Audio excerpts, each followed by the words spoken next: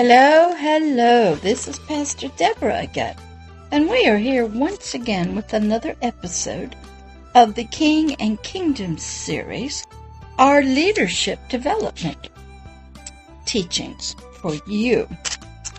We have been working through the return of the King, that's us, all of humanity, that would bring forth the days of the kingdom of heaven on earth. We are picking up in episode number 17. This is what I had to learn about humanity's forever person, our spirit.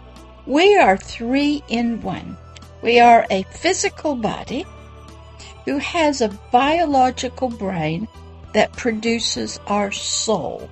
And we have a spirit, the forever person, that part of us that lives on after death. Well, we were always created by our Creator, our Father and our Mother, to be kings. In the last episode, I taught on the blessings, the words decreed to us out of Genesis 1:26 through 28, where we were given the authority and dominion over all things on the earth, before we were even created. Well, something happened to us. We fell from this high place into the darkness of slavery and death. We did a sin, that means we disobeyed a direct commandment through our ancient ancestor, Adam, which meant dark earth. All of humanity was in him in seed form. When he fell, his DNA, his sperm, was all fallen with him. And we were also a part of wound man, woman, that came out of man's physical body, also had a living soul in it. But she didn't hear the direct commandment of do not eat from the fruit of the tree of the knowledge of good and evil in the garden, for in the day that you eat of it, you will surely die. She didn't hear that, and so she had a different interpretation that came from Adam. Well, we ate with the help of a voice out of a serpent, a voice of darkness and jealousy named Satan, the adversary of God. And so we fell from our high place, but we still came to earth because we were on earth in the garden. Well, when we fell, we became aware of sin, death to the relationship of the Garden of Eden, death in our relationships to each other, death in our relationship to our Father and Mother God, and we were kicked out of our only home that we knew, the Garden of Eden. Outside that was the world of the flesh, the lust of the eyes, the lust of the flesh, the pride of life. The earth became cursed because one of the first sons of Adam and Eve, which means the mother of all living, the only thing that was living was the flesh. Two brothers fought, Cain and Abel. Cain was jealous of Abel because Abel's sacrifice of a little animal was accepted by this God of the Garden of Eden. And Cain hit his brother with a rock, we think, spilled his blood on the earth, and the earth rose up and cursed Cain and humanity, saying it would never bring forth its full blessings unto it. And it would always be turned from the face of the earth. The earth would not work with it. They would become enemies. Because a brother spilt blood on the earth. Blood was never supposed to be spilt.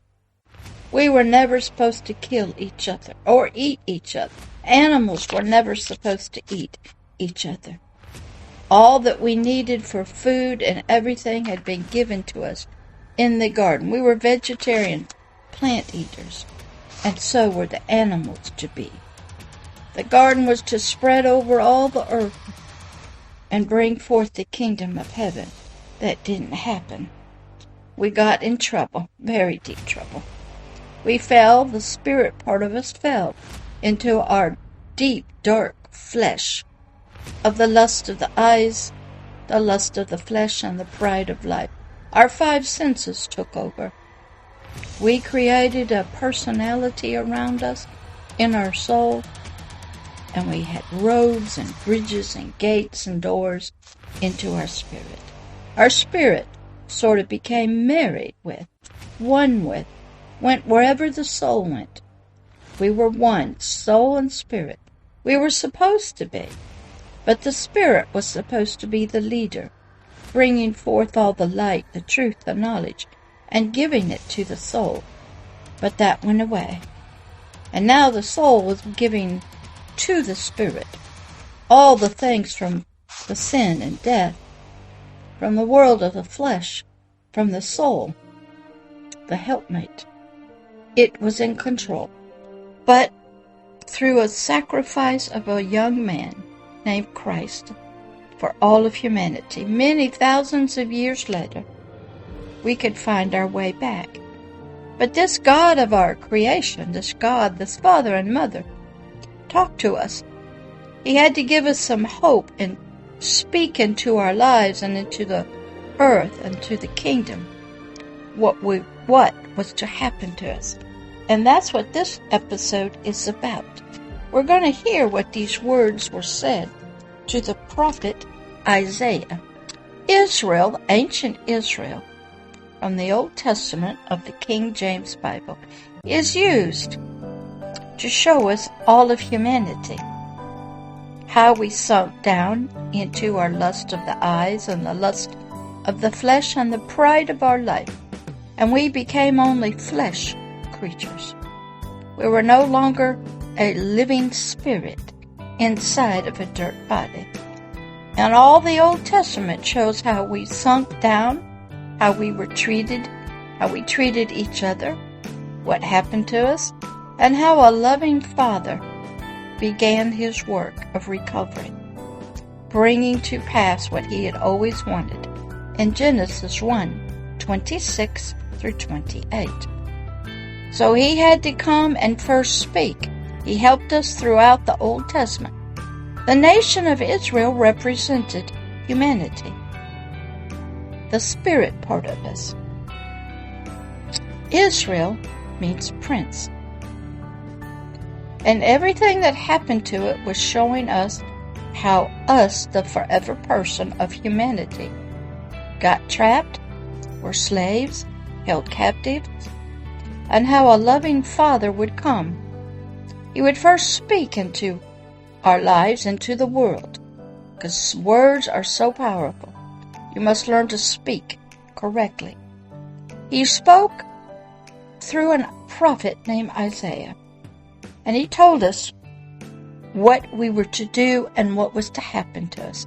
So here in this episode, we're going to start with Isaiah 60, and we're going to hear the words of our recreation, our arising, our freedom from the slavery and captivity of sin and death. But let's first open up with a prayer.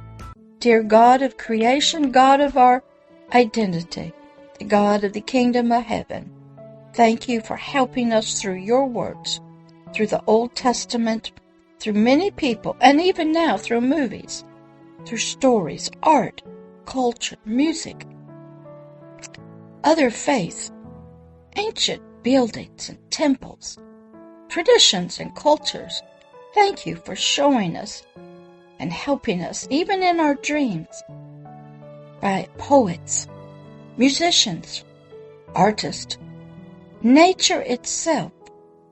Thank you for helping us never to be ignorant of ourselves, our old nature, who we were, the mess we got into, and how you had to come and fix it. So now teach us about what you say is going to happen to us, what has happened to many of us, and still has to happen to many others. Thank you. Amen. Isaiah was a powerful prophet. You see, back in the ancient days, God could not live inside of us because our spirits were so evil and wicked, and they were estranged from this God of light and love. So he could speak to us in dreams. When we're minding our own business, we could have what you call open visions, but not everybody.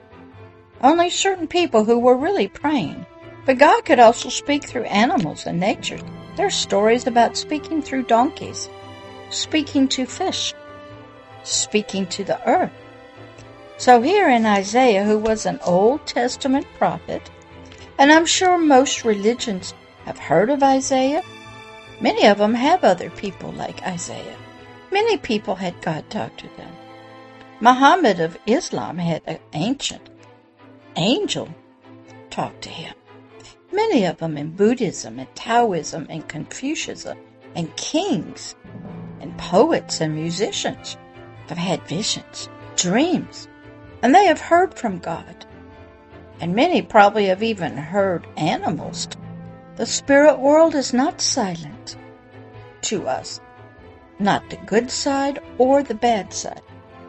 So here in Isaiah 60, we're going to begin the process of seeing how God proclaimed to humanity through a prophet that was written down thousands of years ago what was to happen to all of humanity. So let's begin. Isaiah 60, verse 1. Arise, shine. Who's he talking to? Talking to all of humanity. For your light is come. That means your freedom, your answers, your truth, your love, your knowledge is come. It's here. First you speak, then it happens. And the glory of the Lord is risen upon you. What does that mean? There was a glory that we lost, a light, a brightness, a righteousness that used to be in our spirit and on our spirit in the Garden of Eden. That left when our ancient ancestor, ate of the fruit of the tree of the knowledge of good and evil at his wife's request, woman. Remember, he had declared that the woman was just flesh and blood, and he would be her helpmate, he would be her husband, and he would go with her wherever she went. So when she chose and picked of this tree at the insistence of the voice of Satan out of the serpent, nothing happened to her when she ate, because the command was not given to the soul. That's what the helpmate represented. But when Adam, the spirit part of us, ate, that's when the light of the Holy Spirit, the light of glory, left the spirit of humanity, left all of his sperm, and we fell into darkness. And then God was going to help us get it back. We had to go through many thousands of years of slavery, torture, abuse in the hands of someone else.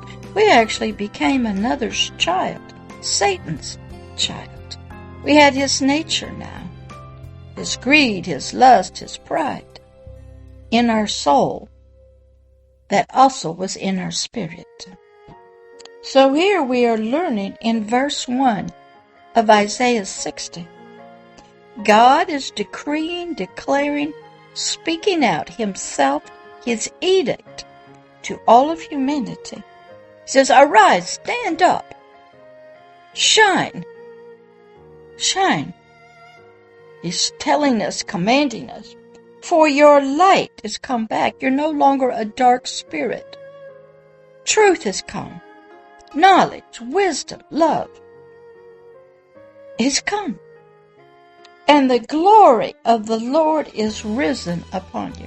We lost the Lord's glory back in the garden. And I want to just stop right there. Let you ponder that. Because that's a lot of teaching.